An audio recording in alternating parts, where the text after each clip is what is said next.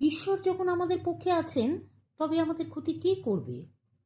ঈশ্বর তার নিজের পুত্রকেই রেহাই দিলেন না, বরং আমাদের সকলের জন্য তাকে মৃত্যুর হাতে তুলে দিলেন। কাজেই এমন কি আছে যা খ্রিস্টের ভালোবাসা থেকে আমাদেরকে দূরে সরিয়ে দেবে? মনের কষ্ট, অত্যাচার, বিপদ, মানসিক চিন্তা, বস্ত্র পরিধান? আমরা জানি খ্রিস্টের ভালোবাসা আমাদেরকে এসবের সব কিছু থেকে সম্পূর্ণভাবে জয়লাভ করতে সাহায্য করেছে। তথাপি শয়তান চায় তার কাজের দ্বারা আমাদের জীবনকে পরাস্ত করতে। কিন্তু আমরা যদি ঈশ্বরের উপর আস্থা রাখি, তবে সৃষ্টির কোনো কিছুই আমাদেরকে ঈশ্বরের ভালোবাসা থেকে দূরে সরিয়ে দিতে পারবে না। তাই আমরা যেন কোনো বিষয় ভীত না হই।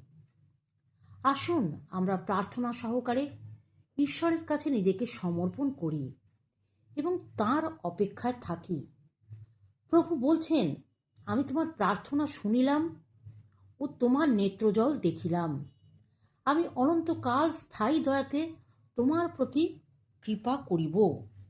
তোমার ত্রাণের ও তোমার উদ্ধারের জন্য আমি তোমার সঙ্গে সঙ্গে আছি। আমেন।